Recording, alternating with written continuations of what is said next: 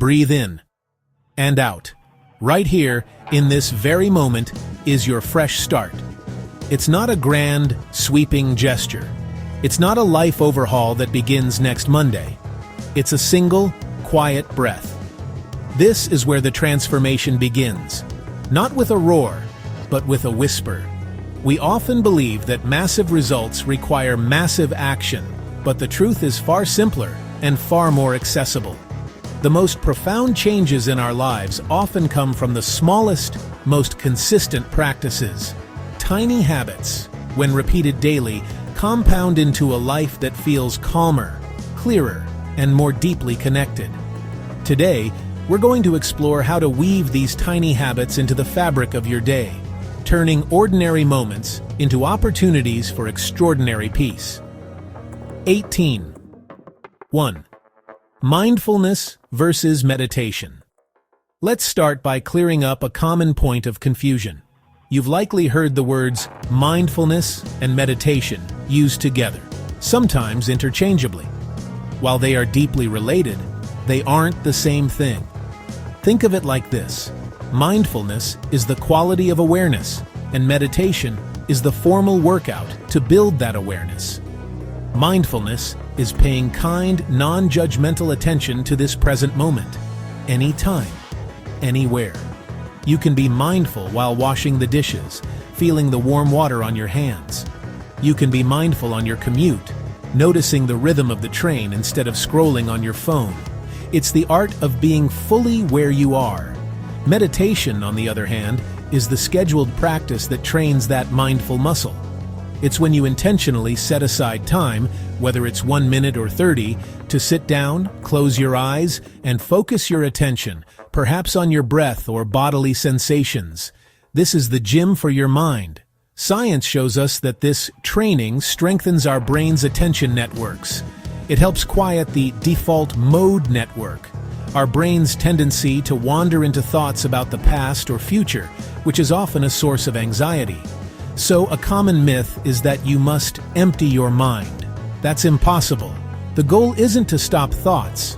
It's to notice them without getting carried away, to see them as clouds passing in the sky of your awareness. When you practice both, informal mindfulness throughout your day and formal meditation when you can, daily life simply gets lighter. Let's try a mini practice right now, a 30-second body check. Wherever you are, just take a comfortable posture. Close your eyes if you feel safe to do so. Now bring your attention to the feeling of your breath. Notice the air entering your nose, filling your lungs. Notice your belly rise and fall. You don't need to change it, just observe it. Now scan your body. Is there tension in your jaw, your shoulders? Just notice it, without judgment. Feel the points of contact your body is making with the chair or the floor. Feel the ground supporting you. Now, gently open your eyes. You just practiced. That's it. That's the beginning. 18.2. Mindful eating and walking. Now let's bring this awareness to two of our most automatic daily activities, eating and walking.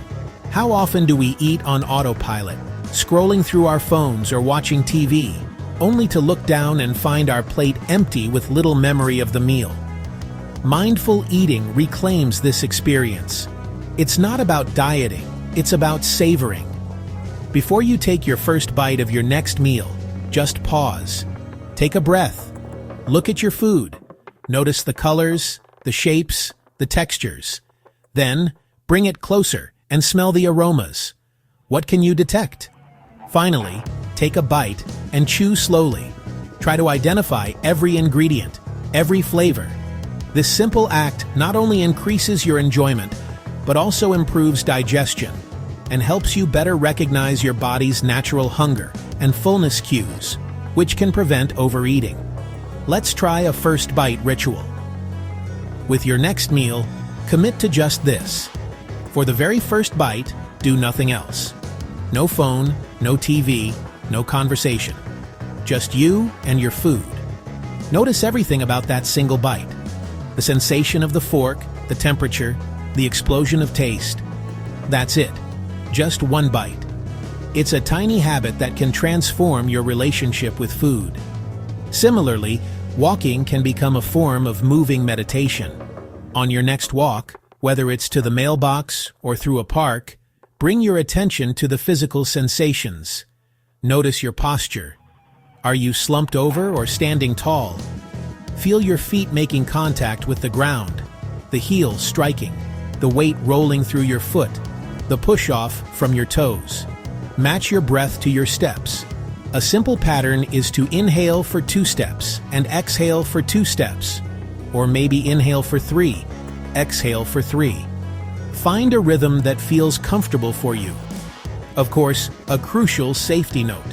While you're focusing inward, maintain awareness of your surroundings, especially in a busy environment. Here's a micro practice, the 20-step mindful walk. For the next 20 steps you take, commit your full attention. Count them. 1. Feel the footfall. 2. Notice your arm swing. 3. Feel the air on your skin. Just 20 steps of full presence. It's a powerful way to interrupt a busy mind and reconnect with your body and your environment. 18.3. The 5 senses grounding. When your mind is spinning with worry or you feel a wave of anxiety, one of the most powerful things you can do is get out of your head and into your body. The 5 senses grounding technique is a simple, structured way to do just that.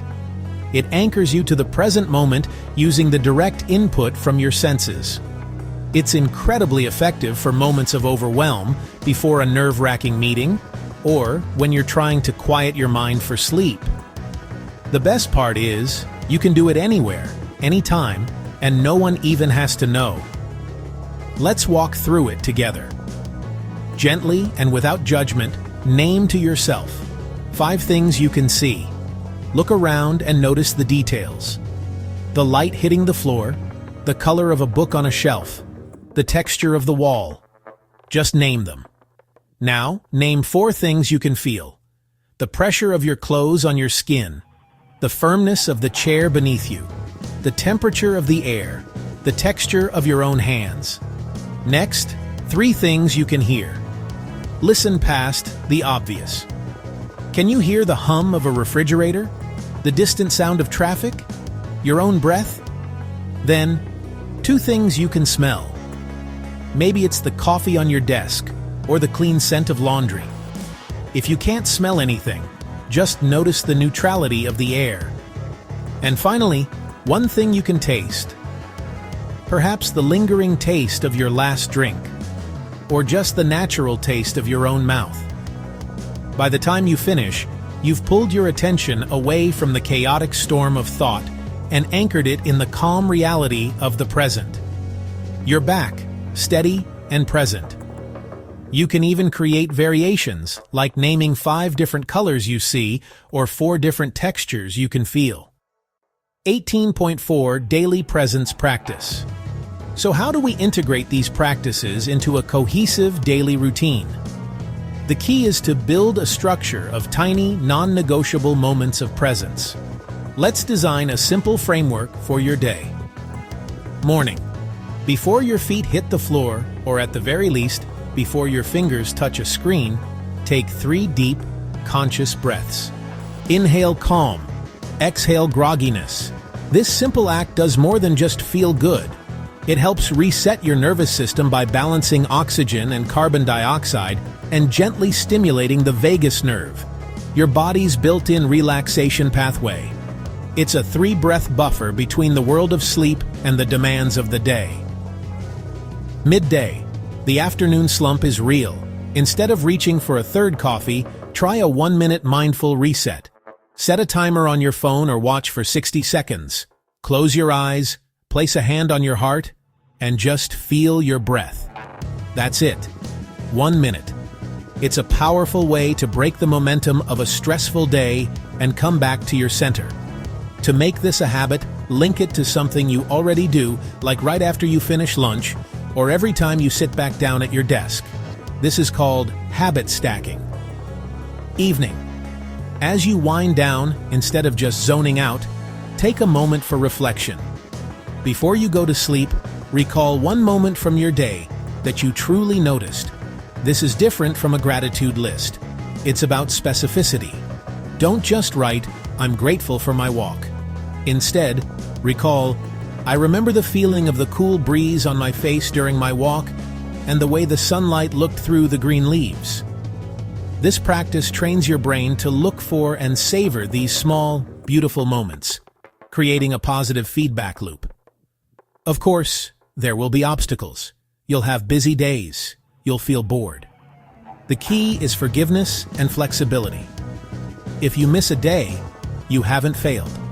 You just begin again with the next breath. If a practice feels stale, try a different one. The goal is not perfection, but presence. We've covered a lot, but it all comes back to this. Tiny practices yield massive peace. You don't need to retreat to a monastery or overhaul your entire life. You just need to begin. Begin today, not tomorrow, not next week, right now. Choose one. Just one of the micro practices we discussed. Will it be the 3 deep breaths before your phone in the morning? The first mindful bite of your lunch? The 20-step walk to your car? Choose one and commit to it for the next 24 hours. That's all. The power is in the starting. One breath, one step, one moment of paying attention. Stay with it. The peace you're looking for is already here, waiting in the quiet spaces of your day. All you have to do is notice.